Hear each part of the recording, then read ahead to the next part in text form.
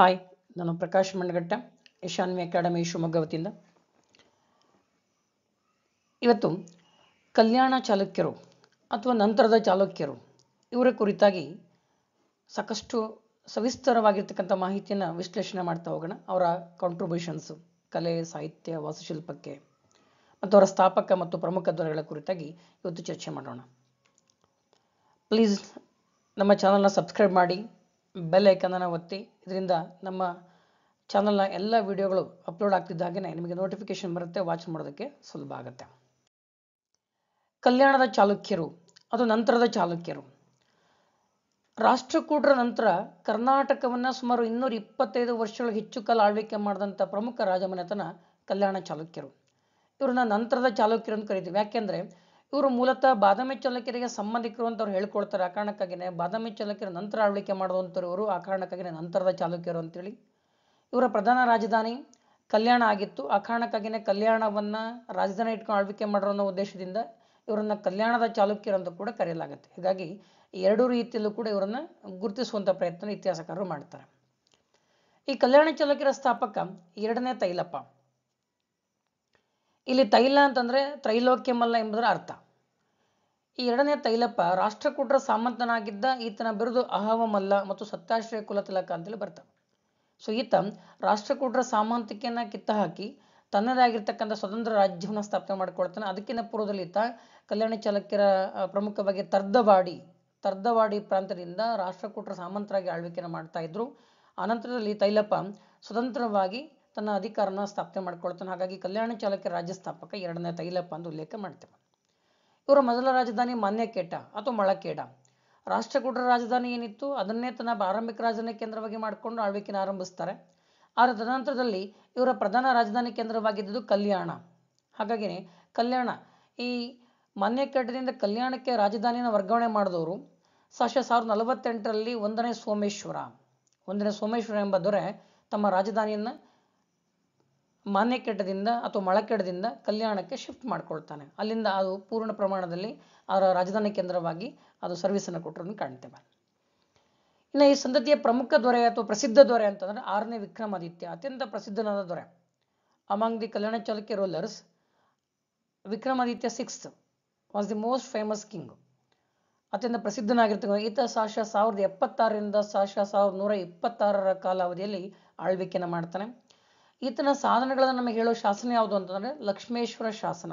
ಇದು ಕೇವಲ 1 ಅಂಕ ಮತ್ತು 2 ಅಂಕ ಸಂಬಂಧಪಟ್ಟಂಗೆ ಮಾತ್ರ ಇಲ್ಲಿ ಹಂಚಿಕೊಳ್ಳೋ ಪ್ರಯತ್ನ ಮಾಡ್ತಾ ಇದ್ದೇವೆ. ಲಕ್ಷ್ಮೇಶ್ವರ ಶಾಸನ ಬಹಳ ಪ್ರಧಾನವಾಗಿ 6ನೇ ವಿಕ್ರಮಾದಿತ್ಯನ ಸಾಧನೆಗಳನ್ನು ಉಲ್ಲೇಖ ಮಾಡತಕ್ಕಂಥ ಶಾಸನ ಆಗಿದೆ.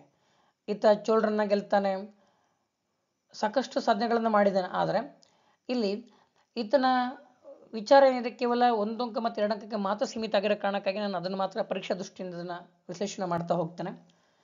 ಈತ 1076ರಲ್ಲಿ ಅಧಿಕಾರಕ್ಕೆ ಬಂದ. ಆ ಕಾರಣಕ್ಕಾಗಿಯೇ ಆ ಅಧಿಕಾರಕ್ಕೆ ಬಂದ ಜ್ಞಾಪಕಾರ್ಥಕವಾಗಿ ಅತ್ಯಂತ ಪ್ರಸಿದ್ಧವಾಗಿರ್ತಕ್ಕಂಥ ವಿಕ್ರಮ ಶಕೆಯನ್ನು ಆರಂಭಿಸ್ತಾನೆ.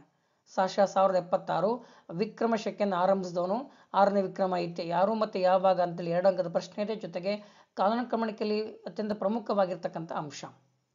ಈತನ ಬಿರುದುಗಳು, ಇದು ಕೂಡ 2 ಅಂಕದ ಪ್ರಶ್ನೆ. ಪೆರ್ಮಾಡೆದೇವ ಮತ್ತು ತ್ರಿಭುವನಮಲ್ಲ. 6ನೇ ವಿಕ್ರಮಾದಿತ್ಯನ ಬಿರುದುಗಳು ಪೆರ್ಮಾಡೆದೇವ ಮತ್ತು ತ್ರಿಭುವನಮಲ್ಲ ಅಂತ ಉಲ್ಲೇಖ ಮಾಡ್ಕೊಳ್ತೇವೆ. ಈತನ ಉತ್ತರಾಧಿಕಾರಿ ಅಧಿಕಾರಕ್ಕೆ ಬಂದವನು 3ನೇ ಸೋಮೇಶ್ವರ ದೊರೆನೂ ಹೌದು, ಸ್ವತಃ ಸಾಹಿತ್ಯನೂ ಹೌದು.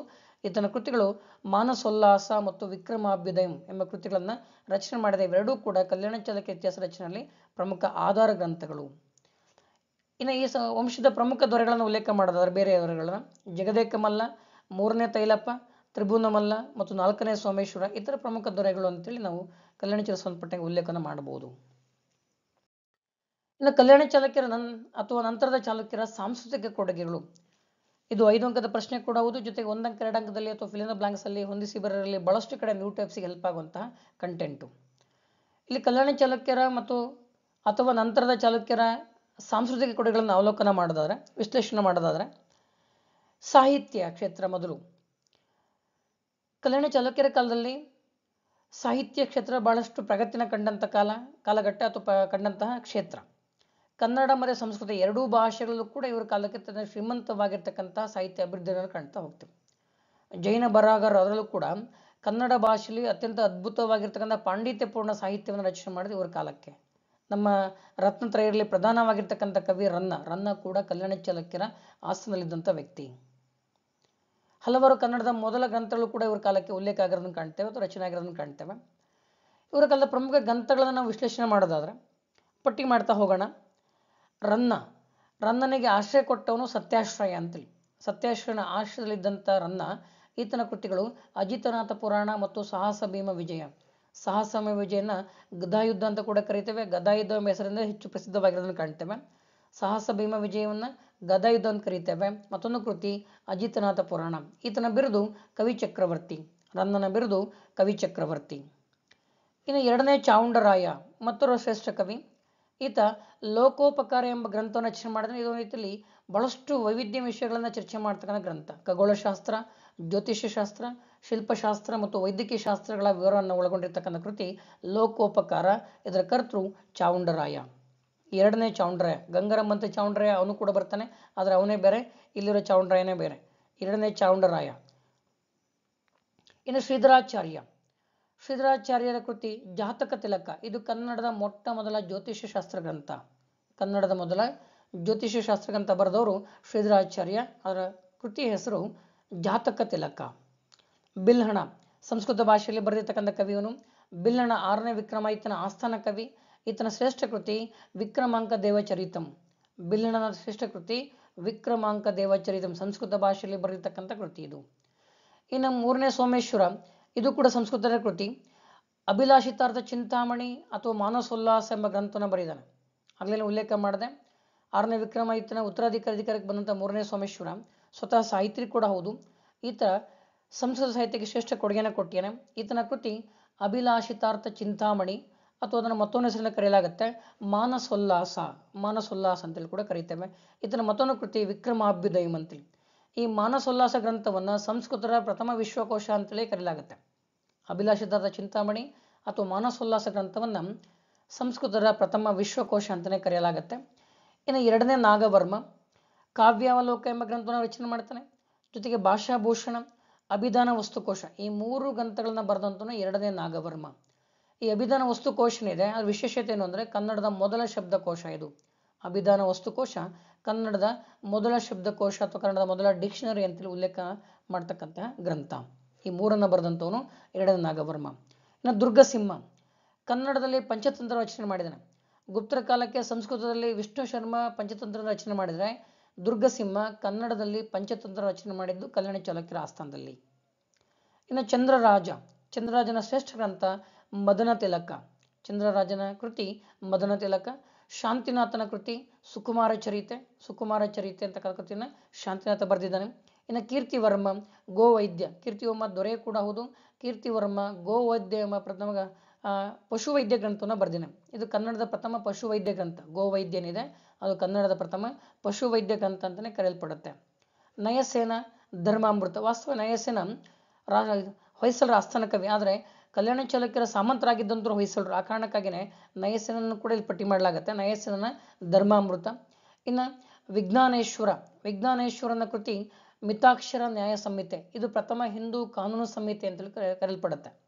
ಮಿತಾಕ್ಷರ ನ್ಯಾಯ ಸಂಹಿತೆನ ಕನ್ನಡದ ಪ್ರಥಮ ಹಿಂದೂ ನ್ಯಾಯ ಸಂಹಿತೆ ಅಥವಾ ಕನ್ನಡದ ಪ್ರಥಮ ಹಿಂದೂ ಕಾನೂನು ಸಂಹಿತೆ ಅಂತೇಳಿ ಇದನ್ನು ಕರೆಯಲಾಗುತ್ತೆ. ಹೀಗೆ ಸಂಸ್ಕೃತ ಭಾಷೆ ಮತ್ತು ಕನ್ನಡ ಭಾಷೆ ಎರಡರಲ್ಲೂ ಕೂಡ ಅತ್ಯಂತ ಅದ್ಭುತವಾಗಿರ್ತಕ್ಕಂಥ ಪ್ರಗತಿದಾಯಕವಾಗಿರ್ತಕ್ಕಂಥ ಕೆಲಸ ನಾವು ಇವ್ರ ಕಾಲಕ್ಕೆ ಕಾಣ್ತೇವೆ. ಇನ್ನು ಕಲೆ ಮತ್ತು ವಾಸ್ತುಶಿಲ್ಪ ಮತ್ತು ಲಲಿತ ಕಲೆ, ಫೈನ್ ಆರ್ಟ್ಸ್, ಇವುಗಳನ್ನು ಅವಲೋಕನ ಮಾಡೋದಾದ್ರೆ ಕಲ್ಯಾಣ ಚಾಲುಕ್ಯರು ಬಾದಾಮಿ ಚಾಲುಕ್ಯರ ವಾಸ್ತುಶಿಲ್ಪ ಶೈಲಿಯನ್ನೇ ಅನುಸರಣೆ ಮಾಡಿಕೊಂಡು ಹಲವಾರು ದೇವಾಲಯಗಳನ್ನ ಕೊಡುಗೆಯಾಗಿ ಕೊಟ್ಟಿದ್ದಾರೆ. ಅವರ ಪ್ರಮುಖ ದೇವಾಲಯಗಳನ್ನ ಪಟ್ಟಿ ಮಾಡೋಣ. ಕುಕನೂರಿನ ಕಲ್ಲೇಶ್ವರ ದೇವಾಲಯ, ಅಬ್ಬಲೂರಿನ ಬ್ರಹ್ಮೇಶ್ವರ ದೇವಾಲಯ, ಕುರುವತ್ತಿಯ ಮಲ್ಲಿಕಾರ್ಜುನ ತುಂಬ ಪ್ರಸಿದ್ಧವಾಗಿರೋ ದೇವಾಲಯ, ಕುರುವತ್ತಿಯ ಮಲ್ಲಿಕಾರ್ಜುನ ದೇವಾಲಯ, ಲಕ್ಕುಂಡಿಯ ಬ್ರಹ್ಮಜಿನಾಲಯ ಮತ್ತು ಕಾಶಿ ವಿಶ್ವೇಶ್ವರ ದೇವಾಲಯ, ಲಕ್ಷ್ಮೇಶ್ವರದ ಶಂಖಬಸದಿ, ಡಂಬಳದ ದೊಡ್ಡ ಬಸವೇಶ್ವರ, ಹಿರೇಹಡಗಲಿಯ ಕಲ್ಲೇಶ್ವರ ದೇವಾಲಯ, ಇಟಗಿಯ ಮಹಾದೇವ ದೇವಾಲಯ ಅಥವಾ ದೇವಾಲಯ ಚಕ್ರವರ್ತಿ. ಇಟಗಿಯ ಮಹಾದೇವ ದೇವಾಲಯ ಅತ್ಯಂತ ಪ್ರಸಿದ್ಧವಾಗಿರ್ತಕ್ಕಂಥ ಕೊಡುಗೆ ಕಲ್ಯಾಣ ಚಾಲುಕ್ಯರದು. ಇದನ್ನು ದೇವಾಲಯಗಳ ಚಕ್ರವರ್ತಿ ಅಂತ ಕರೆಯಲಾಗುತ್ತೆ. ಅಷ್ಟು ಅದ್ಭುತವಾಗಿರ್ತಕ್ಕಂಥ ವಾಸ್ತುಶಿಲ್ಪನ ಹೊಂದಿರತಕ್ಕಂತಹ ದೇವಾಲಯ. ತುಂಬ ಬ್ಯೂಟಿಫುಲ್ ಆಗಿದೆ. ಸಾಧ್ಯ ಒಮ್ಮೆ ವಿಸಿಟ್ ಕೊಟ್ಟು ನೋಡೋ ಪ್ರಯತ್ನ ಮಾಡಿ. ದೇವಾಲಯಗಳ ಚಕ್ರವರ್ತಿ ಅಂತ ಕರೆಸ್ಕೊಂಡ ದೇವಾಲಯ ಮಹಾದೇವ ದೇವಾಲಯ. ಇದನ್ನ ಇಟ್ಟಗಿ ನಿರ್ಮಾಣ ಮಾಡಲಾಗಿದೆ. ಆಕ್ಚುಲಿ ಮಹಾದೇವ ದಂಡಾಧೀಶ ಅಂತಕ್ಕಂಥ ಒಬ್ಬ ದಂಡನಾಯಕ ಈ ದೇವಸ್ಥಾನನ ಕಟ್ಟಿಸ್ತಾನೆ. ಹಾವೇರಿಯ ಸಿದ್ದೇಶ್ವರ ದೇವಾಲಯ, ಹಾಗೆಯೇ ಬಳ್ಳಿಗಾವಿಯ ಕೇದಾರೇಶ್ವರ ಮತ್ತು ತ್ರಿಪುರಾಂಬಕ ದೇವಾಲಯ. ಬಳ್ಳಿಗಾವಿ ಶಿವಮೊಗ್ಗ ಜಿಲ್ಲೆಯ ಶಿಕಾರಿಪುರ ತಾಲೂಕಿನಲ್ಲಿರ್ತಕ್ಕಂಥ ಹೊಯ್ಸಳ ಪ್ರಮುಖ ವಾಸ್ತುಶಿಲ್ಪ ಕೇಂದ್ರ ಕೂಡ ಹೌದು. ಹಲವಾರು ಶಿಲ್ಪಿಗಳು ಇದೇ ಬಳ್ಳಿಗಾವಿಗೆ ಸೇರಿದಂಥ ಹೊಯ್ಸಳರು. ಇಲ್ಲಿ ಬಳ್ಳಿಗಾವಿಯಲ್ಲಿ ಕೇದಾರೇಶ್ವರ ಮತ್ತು ತ್ರಿಪುರಾಂಬಕ ದೇವಾಲಯಗಳು ಎರಡನ್ನು ಕೂಡ ನಾವಿಲ್ಲಿ ಇವ್ರ ಕಾಲದ ವಾಸ್ತುಶಿಲ್ಪದ ಕೊಡುಗೆಗಳನ್ನಾಗಿ ಉಲ್ಲೇಖ ಮಾಡಬಹುದು. ಇನ್ನು ಲಲಿತ ಕಲೆಗಳು, 6ನೇ ವಿಕ್ರಮಾದಿತ್ಯನ ರಾಣಿ ಚಂದ್ರಲೇಖ ಬಹಳ ಅತ್ಯಂತ ಉಲ್ಲೇಖನೀಯವಾಗಿರ್ತಕ್ಕಂಥ ಹೆಸರು. ಫೈನ್ ಆರ್ಟ್ಸ್ ವಿಭಾಗದಲ್ಲಿ 6ನೇ ವಿಕ್ರಮಾದಿತ್ಯನ ರಾಣಿ ಚಂದ್ರಲೇಖ ಅತ್ಯಂತ ಪ್ರಸಿದ್ಧವಾಗಿದ್ದ ನೃತ್ಯಗಾರ್ತಿಯಾಗಿದ್ಲು. ಸಂಗೀತ, ನೃತ್ಯ ಮತ್ತು ಲಲಿತ ಕಲೆ ಎಲ್ಲರಲ್ಲೂ ಕೂಡ ಸಾಕಷ್ಟು ಪ್ರವೀಣಿಯಾಗಿದ್ಲು ಅಂತ ಉಲ್ಲೇಖ ಆಗುತ್ತೆ. ಹಾಗಾಗಿ ಇವಳಿಗೆ ಪ್ರಮುಖವಾಗಿ 2 ಬಿರುದುಗಳನ್ನು ನಾವು ಉಲ್ಲೇಖ ಮಾಡ್ತೇವೆ. ನೃತ್ಯ ವಿದ್ಯಾಧರಿ ಮತ್ತು ಅಭಿನಯ ಸರಸ್ವತಿ. ನೃತ್ಯ ವಿದ್ಯಾಧರಿ ಮತ್ತು ಅಭಿನಯ ಸರಸ್ವತಿ ಎಂಬ ಬಿರುದುಗಳನ್ನು 6ನೇ ವಿಕ್ರಮಾದಿತ್ಯನ ರಾಣಿ ಚಂದ್ರಲೇಖ ಪಡ್ಕೊಂಡಿದ್ಲು. 2 ಅಂಕದಲ್ಲಿ ನಿಮಗೆ ಹಾರ್ಟ್ಸ್ ಪ್ರಶ್ನೆ ಕೂಡ ಇದೆ, ಅಥವಾ ಹೊಂದಿಸುವರಲ್ಲಿ ಕೂಡ ಬರುತ್ತೆ. ಹಾಗಾಗಿ ಹೀಗೆ ಸಾಕಷ್ಟು ವಿಚಾರಗಳನ್ನು ಆ ಕಲೆ ಮತ್ತು ಸಂಸ್ಕೃತಿ ಸಂಬಂಧಪಟ್ಟಂಗೆ ಕನ್ನಡದ ನಾಡುನುಡಿ ಸಂಸ್ಕೃತಿಗೆ, ವಾಸ್ತುಶಿಲ್ಪಕ್ಕೆ, ಫೈನ್ ಆರ್ಟ್ಸ್ಗಳಿಗೆ ಕಲ್ಯಾಣಿ ಚಾಲುಕ್ಯರು ಕೊಡುಗೆಯಾಗಿ ಕೊಟ್ಟಿದ್ದಾರೆ. ಮತ್ತೊಂದು ವಿಡಿಯೋದಾಗೆ ಭೇಟಿ ಆಗ್ತೇನೆ. Thank you for watching.